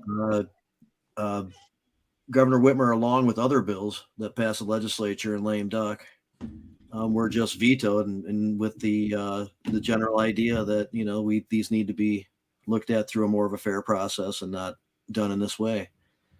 So I kind of wish 5512 would have been pushed off somehow and made it into this Right. slot. Did she sign it? I never paid attention after that. I didn't care anymore. Yeah, she put out a letter that explained why. Yep. Okay. So. And so that was, I think that's commendable. Actually, I don't like lame duck. I think there should be legislation that really limits what can be done during that time. Yes. Yeah. Absolutely. I think there's absolutely no urgency to get anything done before the election because people are focused on election-related things. So a lot of the stuff slides. And the big part of lawmaking is citizen input and legislative awareness. When you're rushing things through like that, there's no legislative awareness because that's a bill that hasn't been on your radar until just now. And the amount of activity they normally cram into 6 or 8 weeks is terrible. However, this past legislature was so upset with each other and so divided, they dismissed earlier than any legislator in like the second week of December. And I've seen them go almost all the way to Christmas before if they have extra work to do. So it was a very unusual end to 2022 legislatively speaking. Yeah. So I think Stacy, the spouses already can do that. This was around there not being a conflict with an actual license. Or with someone in a decision-making capacity in the cannabis industry, right?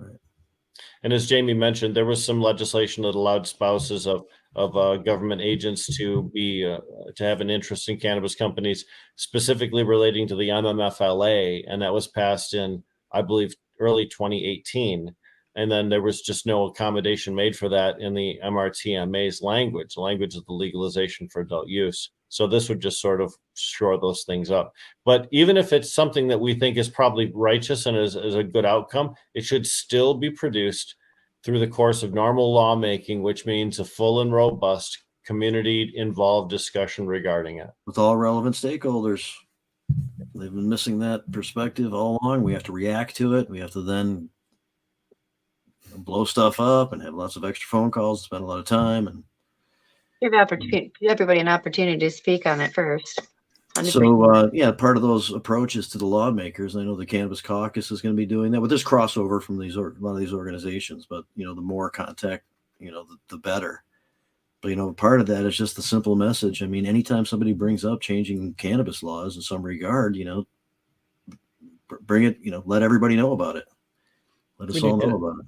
We need to start limiting to, I think, lobbyists. At the end of the day, when this legislation is created, I ask, how did you hear about this? Why are you voting this way? Because I doubt that it's, I talked to my constituents. It's usually some lobbyist that's chirping in their ear.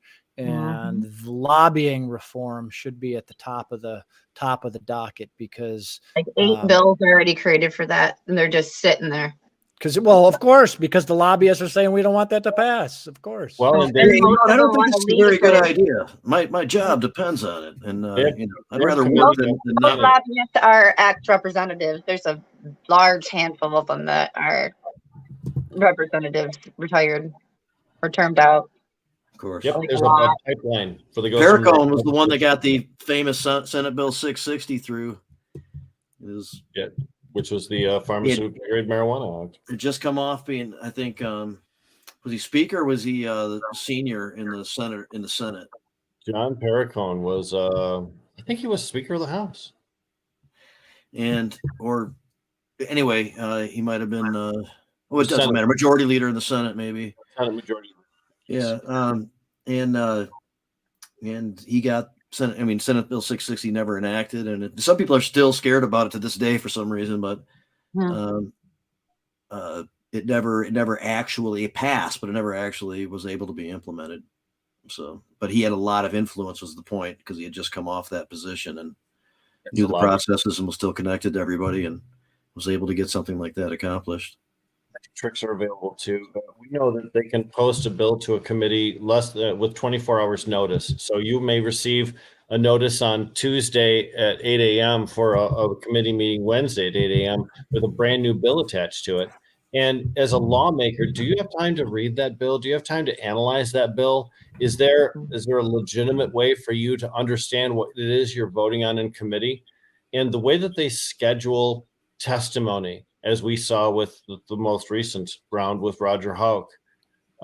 With the way they schedule testimony favors lobbying institutions over people's groups. It always has. The very first people that go are lawmakers themselves because they have other responsibilities in the building. And after the lawmakers, it's always the lobbyists. It's always the trade associations. Wasn't it Linder holding up his little baggie, whatever it was at the, I mean, like, fuck me, Well, you know, please.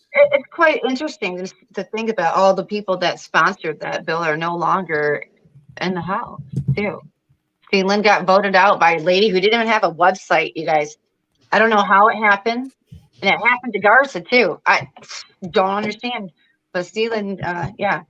Well, some of the district changes, you know, they're not every single case, you know, wasn't going to benefit the incumbent. But So.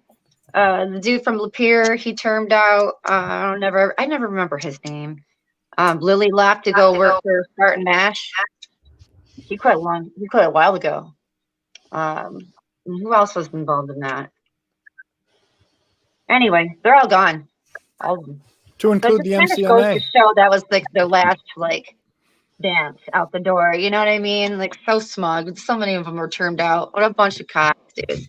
Anyway. Yeah. So that's true. Just what Stacy's saying here. The lobbyists are kind of like long-term, you know, politicians. Mm-hmm. There's a lot of similarities there and functions and there's a lot of approaches and so forth. So I mean, they'll work for you if you pay them. Yeah, they will. With the underlying, you know, halls of government that don't really change, even though you vote for new people to come in and out. It's that infrastructure, right? The same people are in charge of Michigan State Police. Same people are in charge of Department of Corrections. Same people are in charge of the highways and things like that. Very little changes just because an administration changes.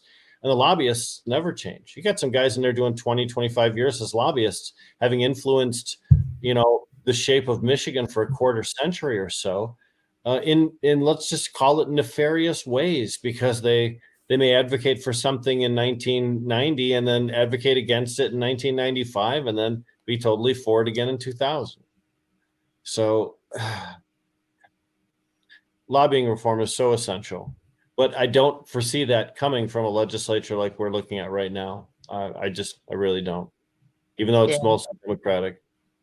Well, that's one of the things why we're trying to make this profile in this playbook, because immediately when we communicate with them, we're going to walk in and talk about the issues that they, you know, are there and committed to according to their campaign website, you know, and then just start it from the beginning. This is like, if there was anywhere that you could pull the trigger, this is the best time for people to get in and go meet new candidates, walk in. This has been something that's been going on for a while now. And it's pretty easy now at this point to be able to go out and just straight shoot it. And we can learn them before they learn us, if that means anything. Yeah. Yep. I know about Jasper Martis. Jasper walked the neighborhood here when he was campaigning, and I bent his ear for about 15 minutes about cannabis law reform on my front porch. So I know he's smart. He really is. Very sharp he too. listened, and he asked intelligent questions. So I talked to his mom. Yeah. He's got a campaign office that's not far from me over here on I believe it's Fletching and Elms Road. Yeah. So he seems like somebody with a bright future, but he also seems like someone with an open mind. And I hope we get to him before, as Anton mentioned, the dreaded MCMA, because we know that they have a Democratic friendly lobbyist now that works with legislators and is very persuasive. And you can take any shit sandwich and describe it in a way that makes it sound very, very delicious. And I'm afraid that he's going to sell some of these Democratic lawmakers on the MCMA idea of what an industry should look like, as opposed to what we, the consuming public, think the industry should look like. Well, you know, the one thing that could be brought into that, though, is like, I don't think he's as good as a position as people think he is, because, you know, he did have a $50 million boo-boo with Whitmer's, one of her campaigns. Talk about that. Talk about that. Yeah, it was really bad, and it seems like leading up to it was more set up that way. I went and looked this guy up for quite a bit, and I who are went we to talking find about? his mistakes. Mark Fisk. He used to be the Byron campaign Fisk. manager for Whitmer. Yeah. Yep. Yeah, and that's how he got his position. You know. And Fisk helped, or I'm sorry, and Byram helped out with the MMMA, a long time ago with that that whole campaign, and he used in part, that history with his firm as, foundational credentials for something like this, which shouldn't really mean anything. We'll go back to $50 million boo-boo, though. I still want to hear about that. Yeah, so it's something that wasn't posted in her campaign, so she got fined. Yep, it was a big mess. I'll find the link. I got it in my arsenal.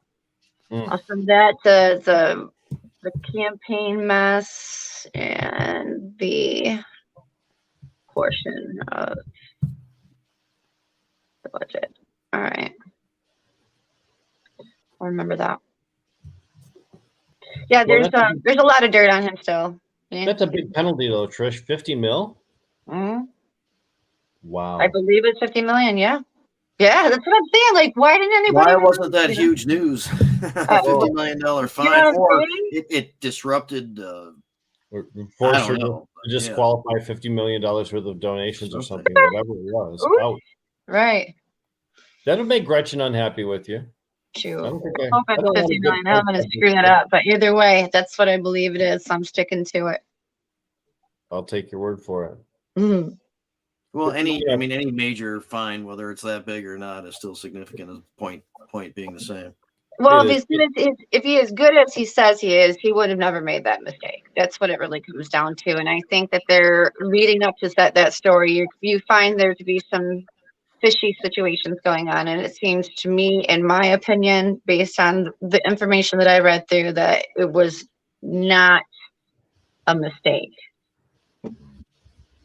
Well, I'll tell you this: lawmakers care about the salesman that's in their office. They don't necessarily care about the history of him. And although I agree that Phil is questionable, he's a good salesman, and that causes me some concern.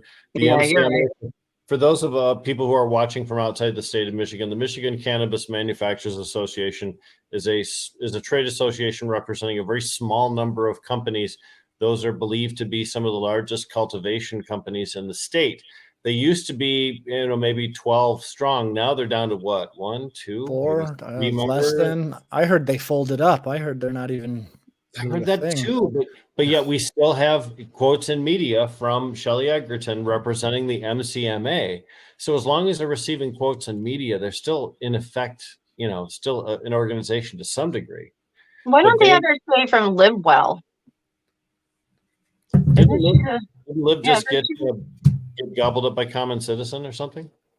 I don't know. Oh, it could be. Liv did, but Live Well is the one where Shelley Egerton is involved. Those are separate companies, different. One of the larger ones here in the state of Michigan and Ohio and Florida. The revolution will not be televised.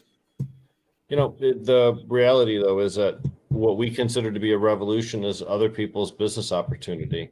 And we're out there struggling for personal freedoms, whether it's freedom for minorities, freedoms for veterans, freedoms for cannabis consumers of all kinds. There are people out there that are just trying to create wealth for themselves. And they'll stomp on any of our silly little political ideals in order to achieve their ends. It's an ugly world out there. That's what we're fighting against. That's why it's important for people to help Weedsters, people to help, the Hero Project, people to help. And making it more complicated is like, not only are we at different sides fundamentally sometimes on the issue of cannabis, what we should do. There are people that just don't understand it well enough to make really good decisions. So this type of information that that's being teed up by Trish and getting to know these people making this type of concerted effort means everything. It's a difference of how somebody votes. Yeah, it really is. I mean, we got to go in there with a little bit more personality and bring something to the table, like we've done our research.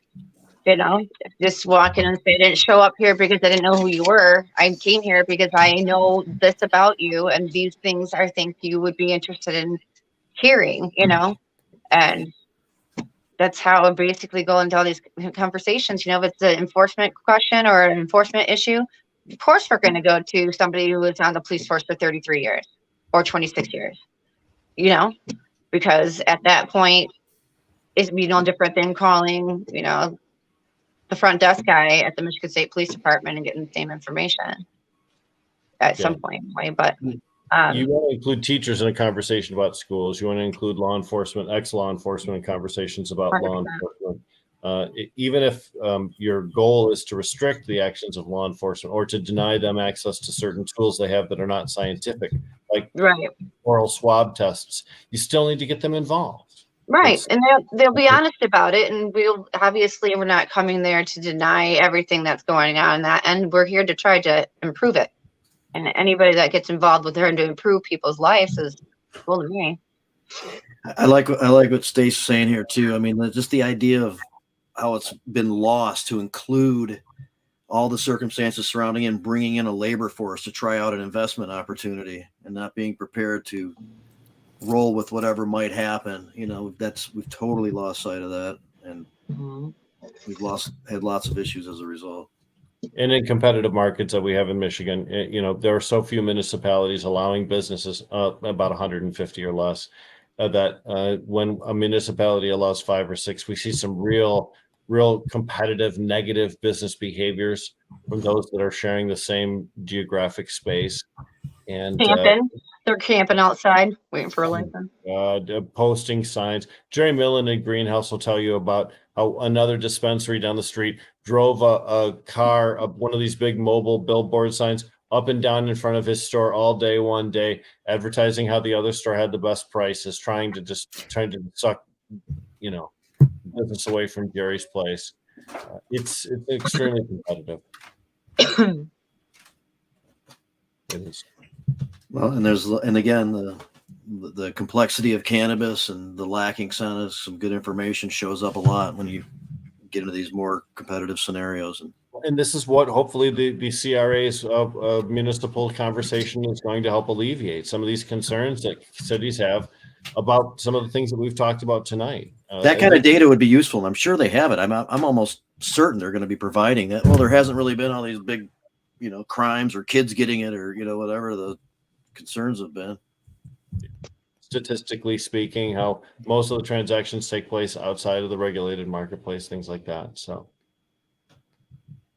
I'm hopeful that we're actually seeing some positive change here. I know we're almost out of time. So. Yeah, we're dwindling a little bit downward for time, but like I said, if sometimes circumstances, sometimes by choice, we just kind of get going on some conversations and let it take us where it takes us. And I think there's been a lot of interesting stuff. Hey, we need to say happy birthday to Jaden. Okay. Yeah, that's right. 16 this past time. So Amy, if you're watching, let him know we all said happy birthday. He's 16. It's crazy. What a great healing story. Talking about who Jaden's law for being able to use cannabis medicine on school grounds, as other states have provided in medical states. We're trying to get that here. Big job. Hopefully one of the new composition of lawmakers will reflect more sensible approaches to something like this. That would be appropriate, and hopefully that'll be the case. So that is, of course, to be able to administer cannabis medicines at schools, similar to the way other medicines are administered to students. Currently, cannabis medicines are forbidden on school properties, and this would hopefully alleviate that for registered medical patients. Yeah. Correct. And you can't smoke it, and there's other things that just should make everybody feel somewhat comfortable. It's usually just like another capsule or whatever, like anybody else is taking. But Anton, anything you want to make sure you get in here before we? No, good conversation. I mean, all these topics are going to be continuing issues, and they're going to be things that we continue to speak about. But at the end of the day, you know, we spoke a lot about government and government function, and I think that hopefully those who are in those positions hear folks like us talking about these things and understand that we're not asking, we're demanding that you do these things on our behalf, and that it is imperative that they come to a middle ground. That's what this whole world is about. Any relationship, whether it's with the government or with your spouse, is about compromise. And if you can't compromise, you won't have a relationship. And if we do that, we're not going to be anywhere. So always a good topics of conversation, folks. I mean, not everybody's Elon Musk. He's the only guy that doesn't have to compromise. Yeah, correct. Right. But he lost like how many billions in the past week? So he did. Yeah, he'll be hanging out in Mars laughing at us in a few years. So. Thanks, Jamie. Well, Trish, anything you want to make sure you get in here before we shut down? Just tell your friends, go get your cards renewed. Let's start working on innovating our program. You can again go to essentialtelehealth.co. And there will be a referral program. You just had to hit the drop down menu, and that will take you to the Michigan Weed Stirs. And from there, you'll get an email where they will invite you for your other memberships as well. So, thank you very much. I need to do that actually, and I'm going to do that because I know that some will go to the Weed Stirs. I need it done anyway, so that makes. And I know it's really reasonably priced too. Yeah, it is actually. It's really awesome. So next week, Dr. Dave Crocker, who's a medical doctor, who's also been an activist. He's on the board of Michigan Normal with Rick, and been around the block a few times. And he's going to come on next week, and Josie's going to join us again too. And so that'll be cool. And looking forward to that. But I had a good time today. So appreciate everybody coming on and contributing. Rick, you want to wrap us up? We talked a lot about government today. We talked about 2023 outlook and some of the potential pitfalls that we could see from the legislature. We also talked about a lot of real success stories, including changing the way the veteran studies are done by some of these research institutions. And although that's an ongoing process, the progress that's been made to date, pretty staggering. Plus, we stopped some pretty nasty bills last year in the legislature, although a couple of them slid through. And, we talked about the governor and her role in making sure that bad legislation doesn't make it to law. So there's a lot to be optimistic about, but, you have to stay involved, stay educated, and always watch Jazz Cabbage Cafe. It's part of your daily diet. Right on. All right. Well, thanks again, everybody. Back again next week. Jazz Cabbage Cafe. See you guys.